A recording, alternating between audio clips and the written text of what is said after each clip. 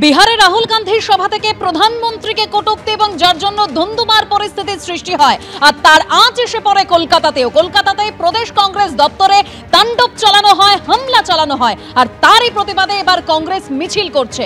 প্রদেশ কংগ্রেস ভবনের সামনে থেকে মৌলালি পর্যন্ত মিছিল এবং অবরোধ কর্মসূচিও রয়েছে কংগ্রেসের।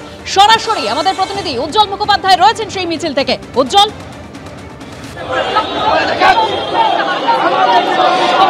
দেখো, প্রথমত তুমি দেখতে পাচ্ছ যে এই মুহূর্তে মৌলালি মোড় অবরোধ করছেন কংগ্রেস কর্মীরা।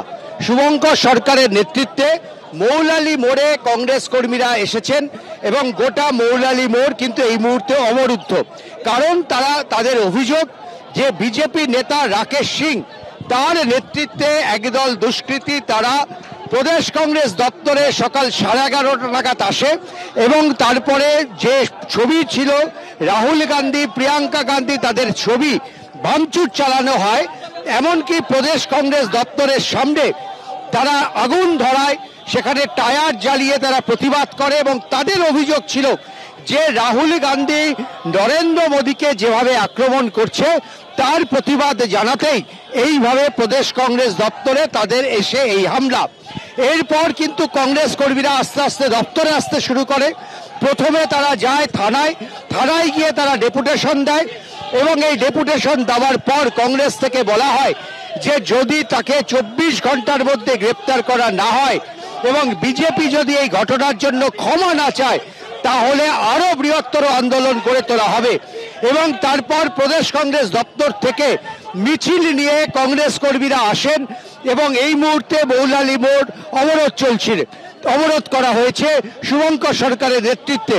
কংগ্রেস নেতৃত্ব একসময় সিদ্ধান্ত নিয়েছিলেন, বা বলা যেতে পারে কংগ্রেসের যারা কর্মী রয়েছেন তাদের এটা দাবি ছিল যে বিজেপি অফিসের সামনে গিয়ে দরকার হলে এই প্রতিরোধ করা, কিন্তু শেষ পর্যন্ত সেই কর্মসূচি থেকে তারা সরে আসেন।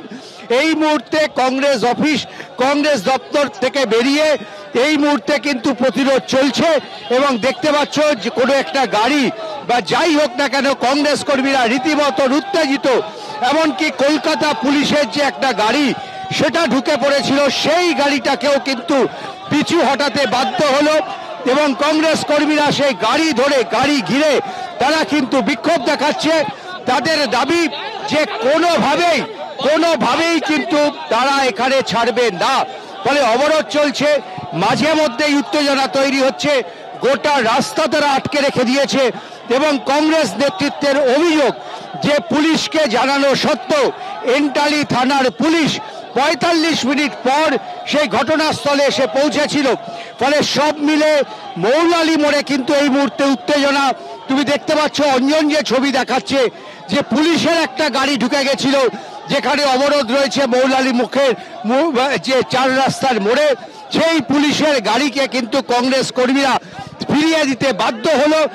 পুলিশের গাড়ি কিন্তু ব্যাক করে চলে যাচ্ছে এবং গোটা এলাকায় জুড়ে কংগ্রেস নেতৃত্ব রয়েছেন, শুভঙ্কর সরকারের নেতৃত্বে কংগ্রেস কর্মীরা রয়েছেন এবং কংগ্রেস কর্মীদের দাবি যে যেভাবে আজকে আক্রমণ করা হয়েছে, যেভাবে প্রদেশ কংগ্রেস দপ্তর, কি বলবেন কেন এই ঘটনা?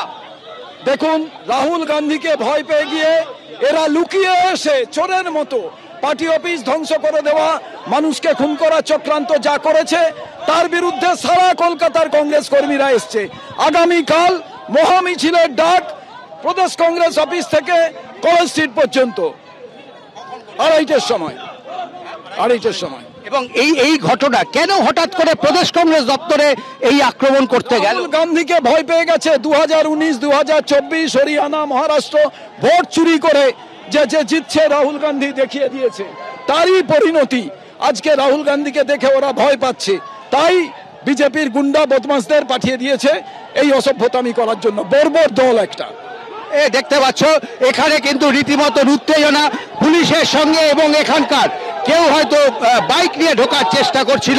দেখতে পাচ্ছ এখানে কিন্তু উত্তেজনা তৈরি হয়েছে, বেশ কিছুটা উত্তেজনা রয়েছে, কর্মী সমর্থকরা রয়েছে, কংগ্রেসের কর্মীরা রয়েছেন, পুলিশ রয়েছে, বিভিন্ন জায়গায় কংগ্রেস কর্মীরা কিন্তু তারা রীতিমতো উত্তেজিত এবং এখানে কেউ গাড়ি নিয়ে ঢোকার চেষ্টা করলে অথবা কেউ আসলে পরে আমরা দেখতে পাচ্ছি গোটা মৌলালি জুড়ে ক্রমশ কিন্তু উত্তেজনা বাড়ছে এবং পুলিশরা রয়েছে, শাটার নামিয়ে কাউকে একটা ঢুকিয়ে দেওয়া হলো।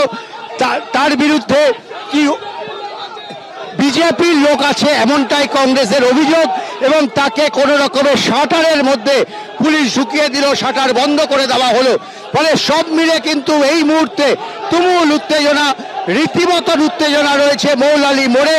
কংগ্রেস কর্মীরা তারা আজকের এই ঘটনা সেটা কিন্তু কোনোভাবেই মেনে নিতে পারছেন না।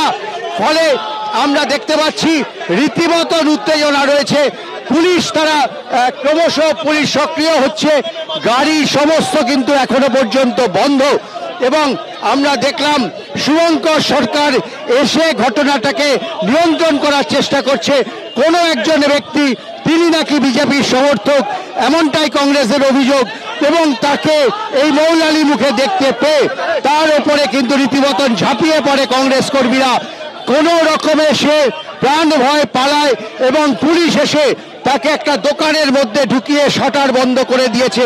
সব মিলে এই মুহূর্তে গোটা মৌলালি জুড়ে তুমুল উত্তেজনা এবং যে অভিযোগ করা হচ্ছে বারবার যে কংগ্রেসের দলীয় কার্যালয় যেভাবে আজকে হামলা করা হয়েছে, যেভাবে আজকে দলীয় কার্যালয় ভাঙচুর করা হয়েছে, তার প্রতিবাদে কংগ্রেস কর্মীরা রাস্তায় নেমেছেন। মৌলালি মুখ অবরুদ্ধ করা হয়েছে, অবরোধ করা হয়েছে এবং কংগ্রেস তাদের যেটা দাবি, তাদের যেটা বক্তব্য যে অবরোধ চলছে এবং প্রয়োজন হলে যদি 24 ঘন্টার মধ্যে রাকেশ সিং সহ যারা এই ঘটনার সঙ্গে যুক্ত ছিল তাদেরকে গ্রেপ্তার করা না হয় তাহলে কিন্তু আরো বড় আন্দোলন গড়ে তোলা হবে। এবং আগামীকাল কংগ্রেসের পক্ষ থেকে ঘোষণা করা হলো যে বেলা 2:30টার সময় কংগ্রেস কর্মীরা তারা মহামিছিলের ডাক দিল। প্রদেশ দপ্তরের সামনে থেকে মহামিছিল যাবে কলেজ স্কোয়ার পর্যন্ত এবং সেখানেই তারা তাদের পরবর্তী কর্মসূচি ঘোষণা করবে।